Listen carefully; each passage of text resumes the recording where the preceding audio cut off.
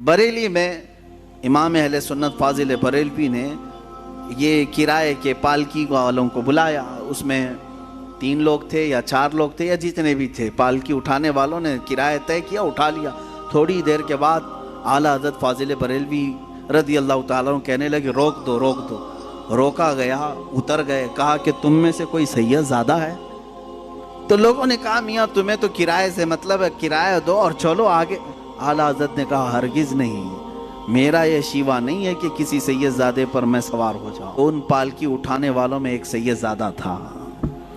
उन्होंने कहा कि हाँ मैं सैयद हूँ। अल्लाहु अकबर। थोड़ी देर ही सवार हुए थे, आला हज़रत रज़ियल्लाहु ताला अन्हु उनके हाथों को पकड़ लिया, रोने लगे, बड़ी ख़ता हो गई मुझसे, गलती हो गई। मैं क़यामत के दिन क्या मुँह दिखाऊंगा रसूल पाक को कि अहमद रज़ा तू मेरे बेटे के कंधे पर सवार हुआ था। और रोने लगे। उसके बाद इतने ही पर नहीं, माफ़ी मांग कर बल्कि उस सैयदज़ादे को पालकी पर बिठाया और वक्त का मुजद्दिद खुद पालकी उठाया और आगे तक लेकर के गए और उनको बहुत सारा नजराना और हदिया पेश किया और कहा, सैयदज़ादे आपके लिए ज़ेब नहीं देता कि आप लोगों का बोझ उठाएं। मैं जब तक ज़िंदा हूँ आपकी हाजात जो भी होंगी मुझ गरीब खाने से आप ले जाया करें। आपका ही दर दौलत है, आपके आका आपके नाना का दिया हुआ है। उस सैयदज़ादे को उस काम से हमेशा के लिए दूर कर दिया। ये इमाम अहले सुन्नत फाजिल बरेलवी रज़ियल्लाहु ताला अन्हु का मशहूर वाक़या है, बयान भी किया जाता है कि उनकी तरह इश्क पैदा करो, खुशबू आ ही जाएगी। पैदा करो जो गुलाब को सूंघे तो भी कहे लब फूल, दहन फूल, ज़कन फूल, बदन फूल। वल्लाह जो मिल जाए मेरे गुल का पसीना, मांगे न कभी इत्र न फिर चाहे दुल्हन फूल। क्या बात रज़ा उस चमनिस्तान करम की, ज़हरा है कली जिसमें हुसैन और हसन फूल। हाँ, बदबू रखे हो और दिल में बुग़्ज़ और कुढ़न हो तो फिर ये तमाम एतराज़ात भी तुम्हारे दिल से, सीने से निकल कर के ज़ुबान पर आते रहेंगे। बहरहाल अज़ीज़ान गिरामी, रसूल पाक सल्लल्लाहु ताला अलैहि वसल्लम हसनैन करीमैन को सूंघा करते थे और कहा करते थे, फरमाया करते कि ये जन्नत के फूलों में से कुछ फूल हैं। और रसूल पाक सल्लल्लाहु ताला अलैहि वसल्लम का घराना आज भी जो सादात हैं उनका एहतराम किया जाए, उनका अदब किया जाए, आम लोगों की तरह उनके साथ बर्ताव ना करें। रसूल पाक सल्लल्लाहु ताला अलैहि वसल्लम के घर के निस्बतों का ख्याल ज़रूर रखा जाए। जानते हैं कितनी बड़ी वईद भी आई है जो इनके साथ बुरा करता है।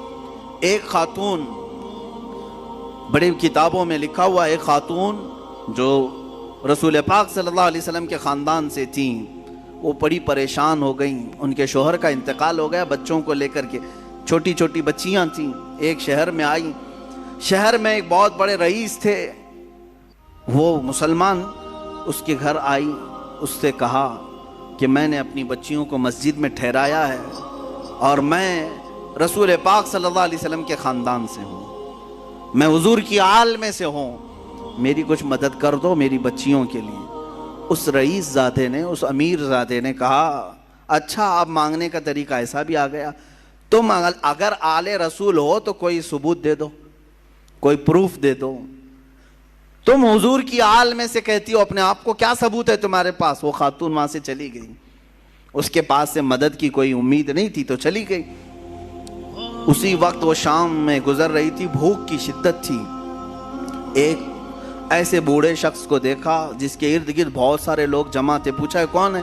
कहा ये शहर का एक मजूसी है, आग का पुजारी है, लेकिन लोगों को देता बहुत है, बांटता रहता है। ये खातून वहाँ गई और उससे कहा, अपना मामला भी बताया कि मैं हालात की मारी हुई हूँ, परेशान हूँ, मेरी बच्चियाँ मस्जिद में हैं और मेरा घर सब ख़त्म हो चुका है। तो उस मजूसी शख्स ने इतना सुना तो फ़ौरन अपने घर से औरतों को बुलवा करके कहा, जाओ इस खातून की बच्चियां जो मस्जिद में ठहरी हैं, इज़्ज़त से उन्हें ले आओ, अपने घर में मेहमान बनाओ। और ये खातून कहती है कि ये मोहम्मद सल्लल्लाहु अलैहि वसल्लम की आल में से, इनकी इज़्ज़त होनी चाहिए।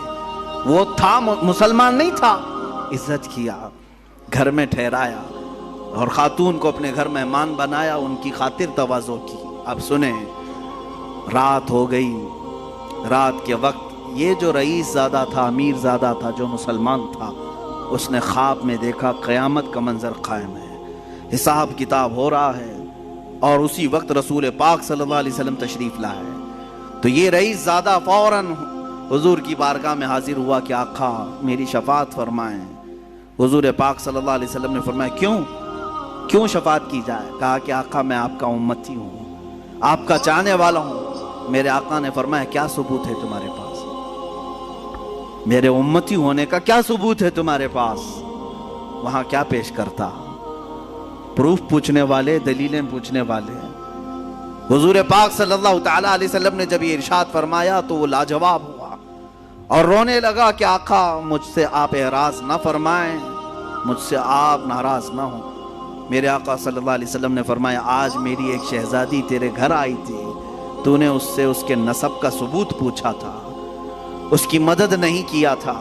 اتنا حضور پاک صلی اللہ علیہ وسلم جلال میں بیان کر رہے تھے کہ اس کی آنکھ کھل گئی، دھاڑے مار کر کے رونے لگا. اچھا ایک چیز یہ بھی اس نے دیکھا اسی خواب میں کہ میرے آقا صلی اللہ تعالیٰ علیہ وسلم اسے جنت کی طرف دکھا رہے ہیں. اس مجوسی آدمی کے نام پر جنت میں ایک محل تیار ہے جس کے گھر وہ عورت ٹھہری ہوئی ہے. مجوسی آگ کا پجاری ہے لیکن اس کے نام پر جنت میں ایک محل ہے. تو یہ بیدار ہوا، بہت پریشان ہوا، اپنے مصاحبین کو بلایا، اپنے چاہنے والوں کو، اور کہا کہ یہ خاتون آئی تھی فلاں فلاں کہاں ٹھہری ہے؟ کیا یہ مجوسی اپنے گھر لے گیا ہے؟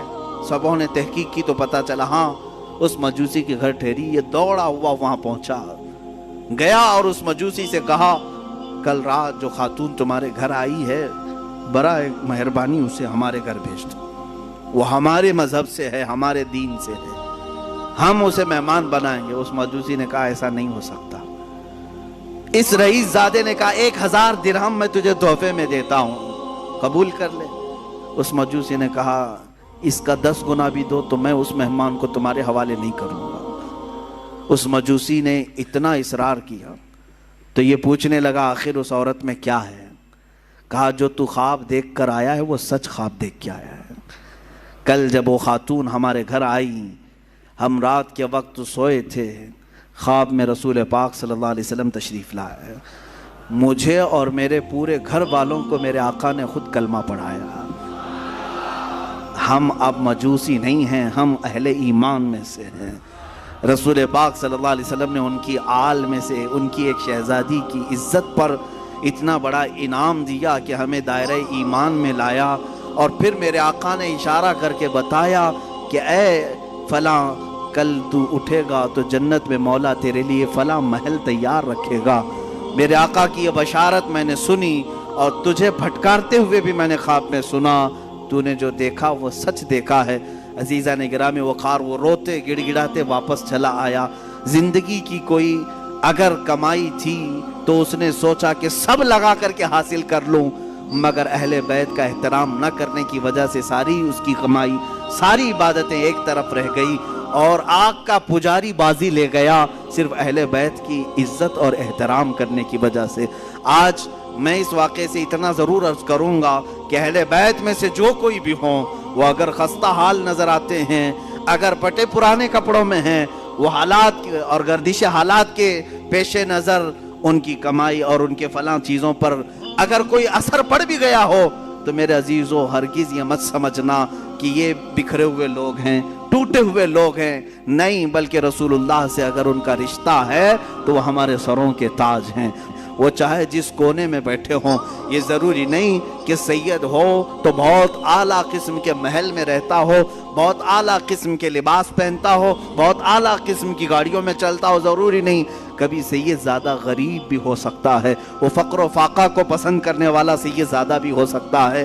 لہٰذا اس بات کا ہمیشہ خیال رکھا جائے کہ سید زادوں کا احترام ملحوظ نظر رہے، ورنہ ہمارا یہ کمایا ہوا عبادتوں کا خزانہ بھی ضائع ہو